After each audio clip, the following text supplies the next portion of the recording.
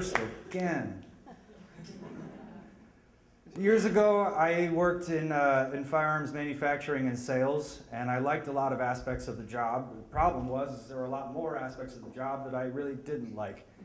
And my cousin got wind of my lack of satisfaction, and at the time he'd been working for about 3 years in Alaska on a fishing boat, and he gave me a call about this time of year actually, and asked how I would feel about going to Alaska and working on a fishing boat.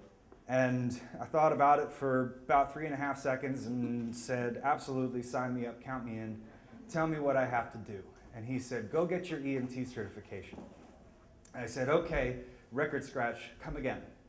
And then he explained to me that the skippers on the charter boats like to have a crew that can handle a situation when it goes south, i.e. if Joe Schmo from Florida comes and charters a boat and starts reeling in a 180-pound halibut and has the big one, the crew can at least pump on his chest until he gets to the dock. That way he dies on the dock, not on the boat, and it's a lot less paperwork for the skipper.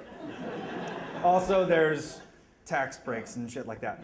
But so I said, fuck it. I quit my job and I signed up for the first available accelerated EMT training course, and I did well in it, and I somewhat enjoyed it.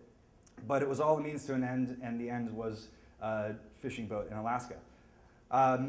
So at the end of the course, I took the Pennsylvania practical exam. I passed with flying colors. And then I applied to take the test for the National Registry of Emergency Medical Technicians. And because of some stupid mistakes I made in my youth, my application was denied. And all of those promises of adventure and job satisfaction and fish and boatloads of money, no pun intended, vanished.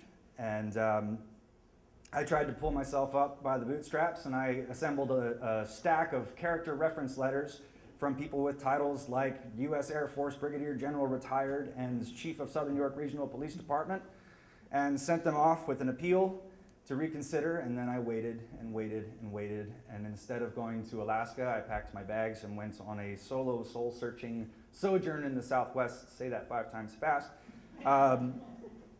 Still no word, came back up to Pennsylvania, and I was running out of time and money, so I got a job at Ski Round Top. If you ever want a shit job, work at Ski Round Top as a snowmaker.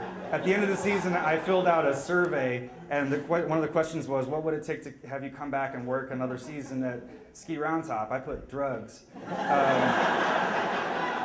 But about the middle of the season, I got a letter from National Registry of Emergency Medical Technicians stating that they had read my stack of character reference letters from people with titles like Brigadier General and Chief of Police, and they had reconsidered and they were going to let me test. And I thought, shit, I've been out of the classroom for a while, so I better hit the books. So I hit the books, I went, and I took the test, which is anywhere from 72 to 120 questions long. And if the test cuts off at 72 questions, it means you either pass with flying colors and you couldn't fail if you tried the rest, or you fucked up so hard that you couldn't pass if you got the rest of them right. So better luck next time, see you later, good luck in manual labor. My test cut off at 72 questions, and I thought for sure I fell into that latter category. And I went and I finished the season at Ski Round Top, and I finally got a letter in the mail, a big 8.5 by 11 letter that felt a little thick. And sure enough, there was a shiny calligraphy certification in this package, and a patch and my EMT number. And I was very excited, but still didn't work out because the timing wasn't right. And by the time I contacted some skippers up in Alaska, they were all crewed up. Needless to say, I've been here a couple times. You know that I wasn't in Alaska. I love you guys, but I didn't come all the way back.